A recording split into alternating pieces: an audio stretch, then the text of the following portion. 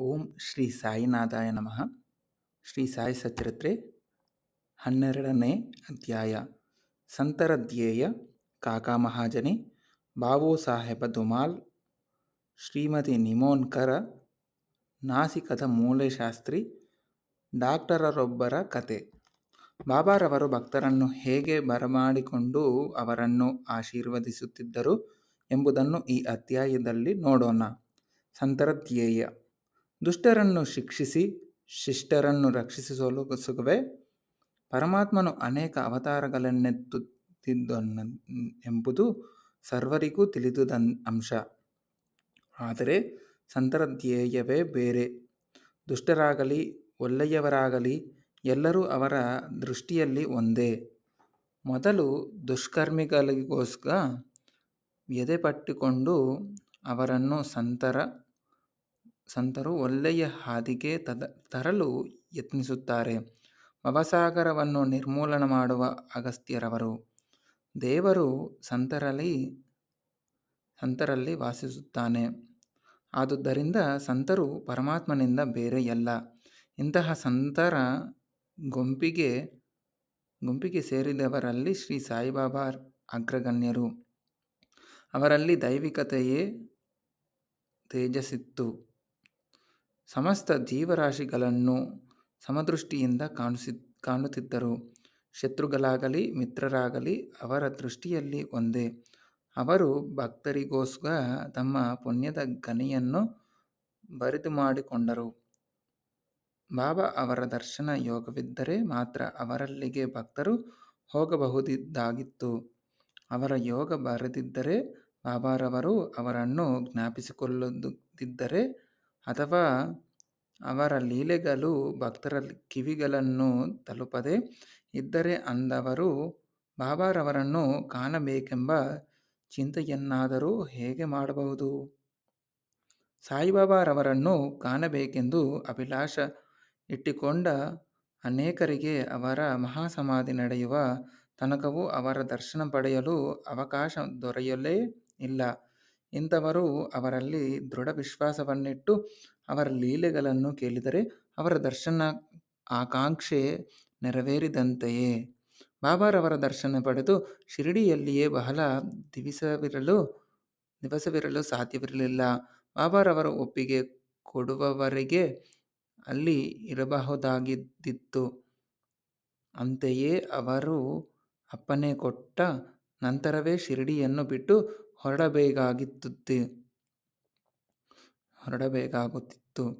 ಎಲ್ಲವೂ ಅವರ ಇಚ್ಛೆಯನ್ನು ಅವಲಂಬಿಸಿತ್ತು. ಕಾಕಾ ಮಹಾಜನಿ. ಒಂದು ಸಾರಿ ಕಾಕಾ ಮಹಾಜನಿ ಮುಂಬಯಿಯಿಂದ ಶಿರಡಿಗೆ ಹೊರಟರು.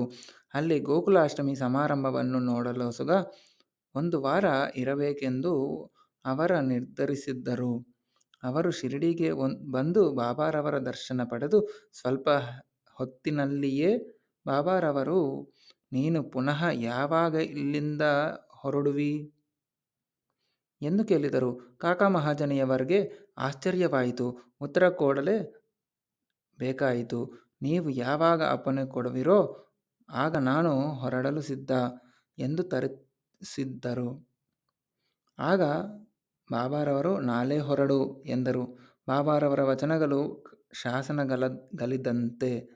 ಅವುಗಳನ್ನು ಪಾಲಿಸಬೇಕಿತ್ತು.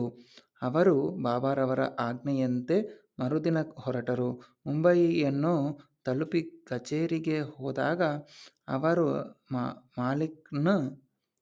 ಮಾಲೀಕನು ಅವರ ಬರವನ್ನೇ ಕಾಯುತ್ತಿದ್ದನೆಂದು ತಿಳಿದುಬಂದಿತು. ಅಲ್ಲಿನ ಮ್ಯಾನೇಜರ್ಗೆ ಜ್ವರ ಬಂದಿದ್ದುದರಿಂದ ಕಾಕಾ ಮಹಾಜನಿಯವರ ಅಗತ್ಯವಿದ್ದಿತು. ಮಾಲೀಕನು ಈ ವಿಚಾರವಾಗಿ ಕಾಗದವನ್ನು ಕಾಕಾರವರಿಗೆ ಬರೆದಿದ್ದನು. ಅದು ಮರುದಿನ ಮುಂಬಯಿಗೆ ಮರಳಿ ಬಂದಿತು. ಬಾಬು ಸಾಹೇಬ್ ದುಮಾಲ. ಒಮ್ಮೆ ನಾಸಿಕದ ವಕೀಲರಾದ ಬಾಬು ಸಾಹೇಬ್ ದುಮಾಲರ ಒಂದು ಮೊಕದ್ದಮೆಗಾಗಿ ನಿಫಾಡಕ್ಕೆ ಹೋಗುತ್ತಿದ್ದರು.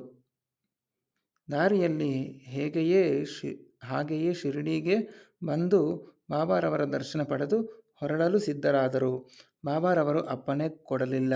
ಶಿರ್ಡಿಯಲ್ಲಿ 1 ವಾರ ತಂಗುವಂತೆ ಹೇಳಿದರು. ಅದೇ ಸಮಯದಲ್ಲಿ ನಿಫಾಡದ ನ್ಯಾಯಾಧೀಶರು ರೋಗಪೀಡಿತರಾಗಿ ಮಲಗಿದ್ದರಿಂದ ಮೊಕದ್ದಮೆಯನ್ನು 1 ವಾರ ಮುಂದೂಡಿದ್ದರು. ನಂತರ ದುಮಾಲರಿಗೆ ಹೋಗಲು ಬಾಬಾ ಅನುಮತಿ ನೀಡಿದರು. ಆ ಮೊಕದ್ದಮೆ ಕೆಲವು ತಿಂಗಳ ಕಾಲ 3-4 ನ್ಯಾಯಾಧೀಶರಿಂದ ವಿಚಾರಿಸಲ್ಪಟ್ಟು ದುಮಾಲ ಅವರ ಜಯಶೀಲರಾದರು. ಶ್ರೀಮತಿ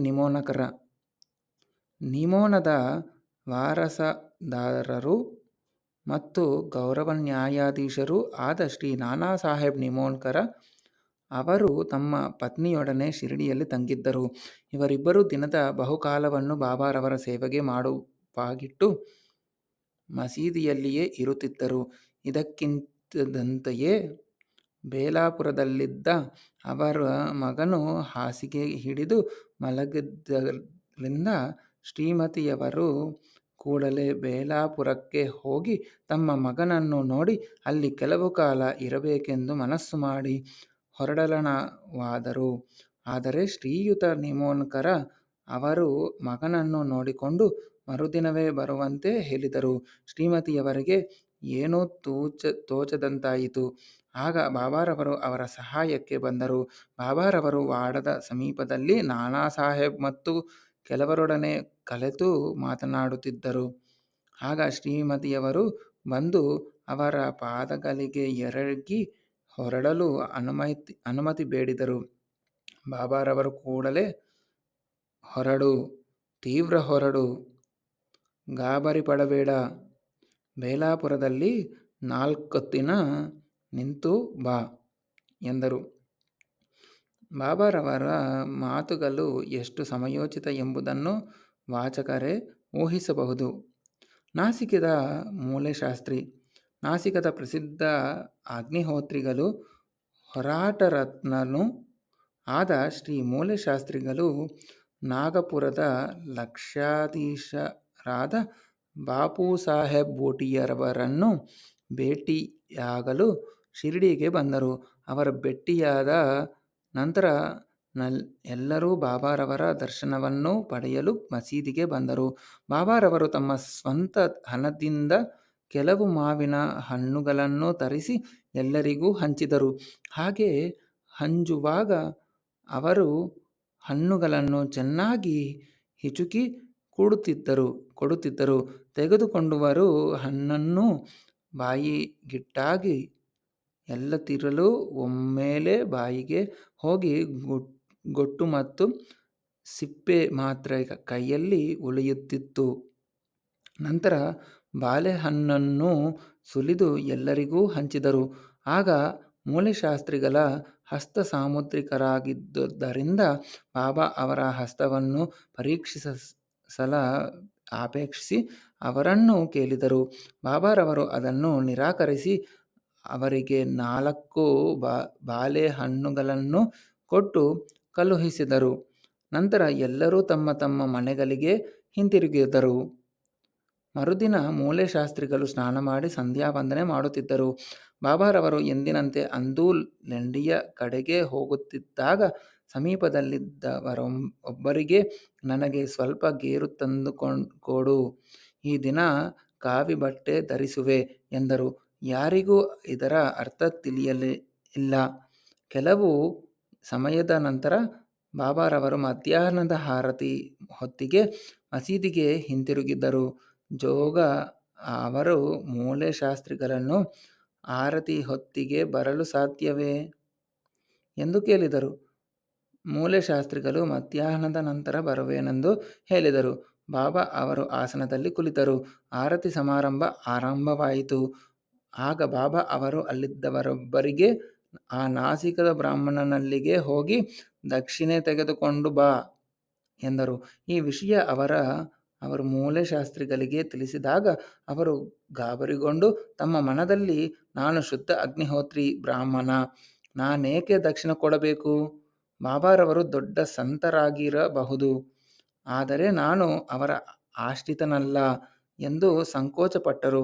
ತಕ್ಷಣದಲ್ಲಿ ಪುನಃ ಬಾಪು ಸಾಹೇಬ್ರಂದ ಲಕ್ಷಾಧೀಶರೇ ದಕ್ಷಿಣೆ ಕೊಡಲು ನಿರಾಕರಿಸುವುದಿಲ್ಲ, ನಾನೇಕೆ ಹೀಗೆನ್ನಲಿ ಎಂದುಕೊಂಡು ಬಾಪು ಸಾಹೇಬರೊಂದಿಗೆ ಮಸೀದಿಗೆ ಹೊರಟರು. ಅಲ್ಲಿಗೆ ಬಂದ ನಂತರ ತಾವೇ ದೊಡ್ಡವರೆಂದು ಭಾವಿಸಿ ದೂರದಿಂದಲೇ ಬಾಬಾರವರೆಡೆಗೆ ಪುಷ್ಪಗಳನ್ನು ಅರ್ಪಿಸಿದರು. ಆ ಕ್ಷಣದಲ್ಲಿ ಅವರು ಕಂಡಿದ್ದುದೇನು? ಶ್ರೀ ಸಾಯಿಬಾಬಾ ಅವರನ್ನಲ್ಲ, ತಮ್ಮ ದಿವಂಗತ ಗುರುಗಳಾದ ಶ್ರೀ ಗೋಲಕ್ನಾಥ ಅವರನ್ನು. ಅವರಿಗೆ ಕನಸು ಕಾಣುತ್ತಿರುವೆನೆಂದು ಭಾಸವಾಯಿತು. ಕ್ಷಣಕಾಲ ದಿಗ್ಭ್ರಾಂತರಾದರು. ನಂತರ ಅನುಮಾನಗಳೆಲ್ಲವನ್ನೂ ದೊರೆತಲ್ಲಿ ಅಲ್ಲಿಗೆ ಹೋಗಿ ಅವರ ಚರಣಾರವಿಂದಗಳಿಗೆ ಅಗಿದರು. ಎಲ್ಲರೂ ಬಾಬಾರವರಿಗೆ ಆರತಿಯನ್ನು ಮಾಡುತ್ತಿದ್ದರು. ಆದರೆ ಮೂಲೆಶಾಸ್ತ್ರಿಗಳು ತಮ್ಮ ಗುರುಗಳ ನಾಮ ಉಚ್ಚರಿಸುತ್ತಿದ್ದರು. ಅಹಂಭಾವಗಳನ್ನು ತೊರೆದು ಅವರು ಕ್ಷಣಕಾಲ ಕಣ್ಮುಚ್ಚಿಕೊಂಡರು. ಕಣ್ಣು ತೆರೆದಾಗ ಅವರು ಕಂಡಿದ್ದುದೇನು? ಕರುಣಾಮೂರ್ತಿಯಾದ ಸಚ್ಚಿದಾನಂದ ರೂಪನಾದ ಶ್ರೀ ಸಾಯಿಬಾಬಾರವರು ದಕ್ಷಿಣೆ ಕೇಳುತ್ತಿರುವುದನ್ನು. ಅವರ ಪ್ರತಿಭೆಯನ್ನು ಕಂಡು ಮೂಲೆಶಾಸ್ತ್ರಿಗಳು ತಮ್ಮನ್ನು ತಾವೇ ಮರೆತರು. ಅಮಿತಾನಂದದಿಂದ ನಯನಗಳಲ್ಲಿ ಆನಂದ ಬಾಷ್ಪ ಉಕ್ಕಿತ್ತು. ಬಾಬಾ ಅವರ ದಿವ್ಯ ಚರಣಾರವಿಂದಗಳಿಗೆ ಎರಗಿ ದಕ್ಷಿಣೆಯನ್ನು ಅರ್ಪಿಸಿದರು. ಆಗ ಅಲ್ಲಿ ನೆರೆದಿದ್ದವರೆಲ್ಲರೂ ಬಾಬಾರವರು ಸ್ವಲ್ಪ ಗೇರು ತಂದುಕೊಡು, ಕಾವಿ ಬಟ್ಟೆ ಧರಿಸುವೆ ಎಂದು ಹೇಳಿದ ಶಬ್ದಗಳ ಅರ್ಥವನ್ನು ಮನಗಂಡರು. ಡಾಕ್ಟರರೊಬ್ಬರ ಕಥೆ. ಒಂದು ದಿನ ಒಬ್ಬ ಮಾಮಲೆದಾರರು ಜೊತೆಗೆ ಒಬ್ಬ ಡಾಕ್ಟರರು ಶಿರಡಿಗೆ ಬಂದರು. ಡಾಕ್ಟರರು, ನಾನು ರಾಮನ ಭಕ್ತ, ಮಹಮ್ಮದೀಯನಿಗೆ ನಮಸ್ಕಾರ ಮಾಡಲಾರೆ ಎಂದು ಮಾಮಲೆದಾರರಿಗೆ ತಿಳಿಸಿದ್ದರು. ಮಾಮಲೆದಾರರು, ಯಾರೂ ನಿಮ್ಮನ್ನು ನಮಸ್ಕಾರ ಮಾಡಲು ಬಲವಂತ ಮಾಡುವುದಿಲ್ಲ, ಬನ್ನಿ ಎಂದು ಸಂಗಡ ಕರೆದುಕೊಂಡು ಬಂದಿದ್ದರು. ಅದರಂತೆ ಅವರಿಬ್ಬರೂ ಬಾಬಾ ಅವರ ದರ್ಶನಕ್ಕೆಂದು ಮಸೀದಿಗೆ ಬಂದರು. ಡಾಕ್ಟರರು ಬಾಬಾರವರಿಗೆ ನಮಸ್ಕಾರ ಮಾಡಲು ಹೋಗುತ್ತಿರುವುದನ್ನು ಕಂಡು ಎಲ್ಲರಿಗೂ ಆಶ್ಚರ್ಯವಾಯಿತು. ನಂತರ, ನೀವು ಬಾಬಾರವರಿಗೆ ನಮಸ್ಕಾರ ಮಾಡುವುದಿಲ್ಲವೆಂಬ ಸಂಕಲ್ಪವನ್ನು ಹೇಗೆ ಮುರಿದಿರಿ ಎಂದು ಕೇಳಿದುದಕ್ಕೆ ಅವರು, ನಾನು ನನ್ನ ದೇವರಾದ ಶ್ರೀರಾಮಚಂದ್ರ ಮೂರ್ತಿಯನ್ನೇ ಕಾಣುತ್ತಿದ್ದೇನೆ ಎಂದು ಹೇಳುತ್ತಿರುವಾಗಲೇ ಮತ್ತೆ ಬಾಬಾರವರ ರೂಪ ಗೋಚರವಾಯಿತು. ಅವರು ಅಚ್ಚರಿಗೊಂಡು, ಇದೇನು ಕನಸೇ? ಇವರು ಹೇಗೆ ಮಹಮ್ಮದೀಯರಾಗಿರಬೇಕು? ಇವರ ಯೋಗ ಸಂಪನ್ನರು, ಪರಮಾತ್ಮನ ಅವತಾರ ರೂಪಿಗಳು ಎಂದು ಹೇಳಿದರು. ಮರುದಿನ ಅವರು ಉಪವಾಸವಿರಲು ಪಣತೊಟ್ಟರು. ಆ ದಿನ ಬಾಬಾರವರು ಆಶೀರ್ವದಿಸುವ ತನಕ ಮಸೀದಿಗೆ ಹೋಗುವುದಿಲ್ಲವೆಂದು ಡಾಕ್ಟರರು ಮನೆಯಲ್ಲಿ ಕುಳಿತಿದ್ದರು. ಹೀಗೆ 3 ದಿನ ಕಳೆದವು. 4ನೆಯ ದಿನ ಅವರು ತಮ್ಮ ಆಪ್ತ ಸ್ನೇಹಿತರೊಡನೆ ತಾವಾಗಿಯೇ ಮಸೀದಿಗೆ ಹೊರಟರು. ಬಾಬಾರವರಿಗೆ ನಮಸ್ಕಾರ ಮಾಡಿದರು. ಆಗ ಬಾಬಾರವರು, ನಿನ್ನನ್ನು ಕರೆಯಲು ಯಾರಾದರೂ ಬಂದಿದ್ದರೇ ಎಂದು ಕೇಳಿದರು. ಇದನ್ನು ಕೇಳಿ ಡಾಕ್ಟರರ ಮನಸ್ಸು ಕರಗಿತು. ಅದೇ ರಾತ್ರಿ ಕನಸಿನಲ್ಲಿ ಬಾಬಾರವರಿಂದ ಆಶೀರ್ವದಿಸಲ್ಪಟ್ಟರು. ನಂತರ ತಮ್ಮ ಊರಿಗೆ ಹಿಂದಿರುಗಿ ಅದೇ ಕನಸನ್ನು 15 ದಿನಗಳವರೆಗೆ ಕಂಡರು. ಈ ರೀತಿ ಅವರಿಗೆ ಬಾಬಾರವರಲ್ಲಿ ಭಕ್ತಿ ಮಿಗಿಲಾಯಿತು, ನೂರ್ಮಡಿಯಾಯಿತು. ನಮ್ಮ ಗುರುವಿನಲ್ಲಿ ನಮಗೆ ಅಚಲ ನಂಬಿಕೆ ಮತ್ತು ವಿಶ್ವಾಸಗಳಿರಬೇಕು ಎಂಬುದೇ ನೀತಿ. ಶ್ರೀ ಸಾಯಿ ಪ್ರಣಾಮ. ಶ್ರೀ ಸಚ್ಚಿದಾನಂದ ಸಮರ್ಥ ಸದ್ಗುರು ಸಾಯಿನಾಥ್ ಮಹಾರಾಜ್ ಕಿ ಜೈ. ಹರಿ ಓಂ. ಗುರುದೇವ ದತ್ತ ಕಿ ಜೈ.